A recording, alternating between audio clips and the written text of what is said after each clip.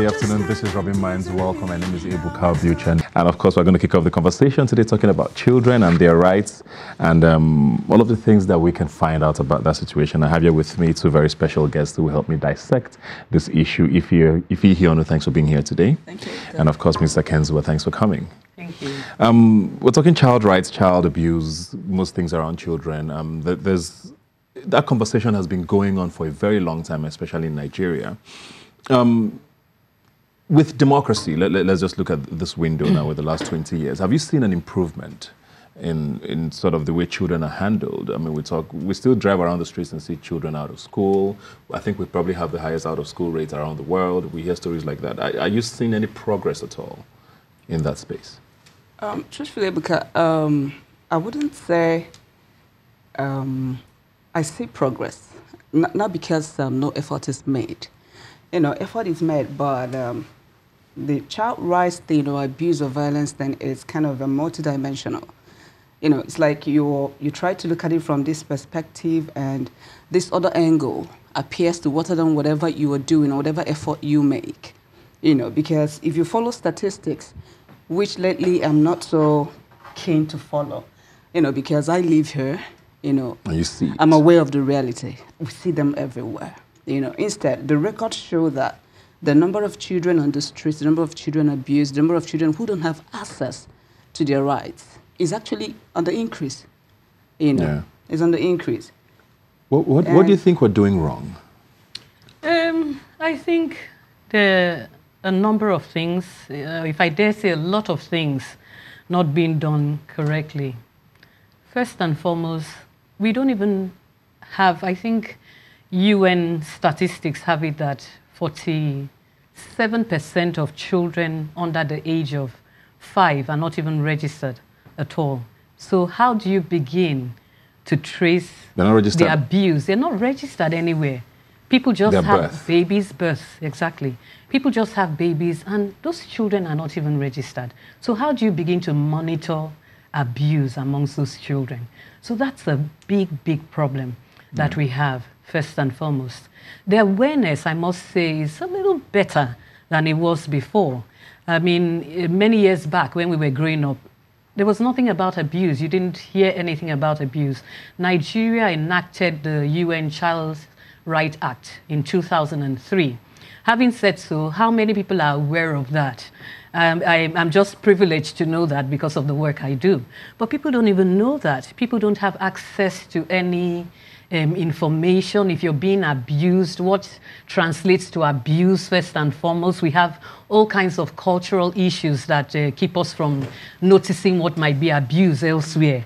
Societal issues. So there's so much that is going on that makes it impossible, or I guess I shouldn't use the word impossible because all things are possible, but makes it difficult for us to begin to address the issues of child abuse in our environment. Yeah. There's something you touched on there which I want both of you to sort of help us understand, is what actually constitutes abuse? Because you talked about cultural issues there.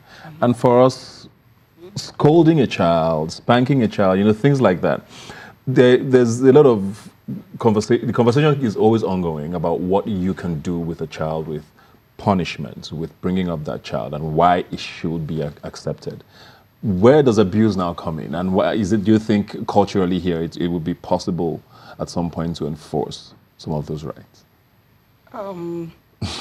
Okay, one of the schools we went to first week of this month, we go to schools to teach children about violence. So, and the children are always eager to know about flogging or caning. Yeah. They would also ask, is it proper for our teachers to flog us? And the last question, I was like, if you don't want your teachers to flog you, don't go against the school rules. They all murmured, like, no, and they shouted. No, but like you asked, truth is, it's just a thin line between discipline and punishment. Like we tell them when we go, there is room for discipline, But then, different people, different opinion. How do you discipline? What approach? Yeah. When would it become an abuse? And according to the definition of violence against children or child abuse, we have whatever leaves the child with a scar. Now, if we're talking about physical abuse, the scar, the bruise, the burns, the hurt, obvious. Yeah. that automatically becomes an abuse. So whatever discipline you want to mete out to a child, you must be careful as to not leave that child with any form of physical scar. That's if we're talking about physical abuse. Because once that is done, like we see from the papers, it's all over the news. The stories every day. Exactly. You know, you see parents who would use hot coal on their children, telling you, yeah, they stole my money, they've been stealing, I want them to stop. That's no longer discipline. Rather, we see abuse, we see punishment. Yeah.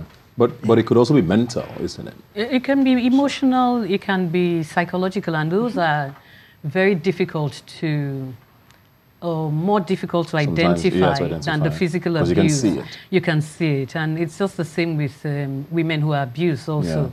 Yeah. It's, you know, talking about defining abuse, there's some things that are clearly abuse in any environment. And like she said, if a child is hit, you're beating a child and you inflict injury on the child, that's clearly abuse. I believe very firmly in the word of God that says, spare the rod, spoil the child. We cannot ape what's happening in the West. The Western society largely has broken down because children cannot even be talked to at all. Yeah. And I don't think we should go that way. Totally. You can't take away the rights of parents. Parents must have rights, must be able to talk to their children, must be able to discipline their children. Now, there's some gray areas. The example of female genital mutilation, that's abuse. You know, in an instance where a child is selling on the streets, child labor, that's abuse. Every child has a right to education, to being a child and not having the responsibility of being on the streets and vulnerable to adults who are looking for people to prey on, you know. So those are clearly areas where people are abused. There's some more subtle areas. How far do you go when you're beating a child, you know, to consider it abuse? In the West, hitting a child is being abusive, but I believe that you can correct a child by smacking a child. Now, when you slap a child on the face, hit the child in places when you're angry, you know, you want to vent your anger on this child and hurt the child sufficiently. We heard the story recently of a child who came back from school late and the mom went on to burn her genitals, obviously because she probably thought she was out there with a boy or something. Now, that's clearly abuse, and people like that must be brought to book. They must be held responsible. Yeah.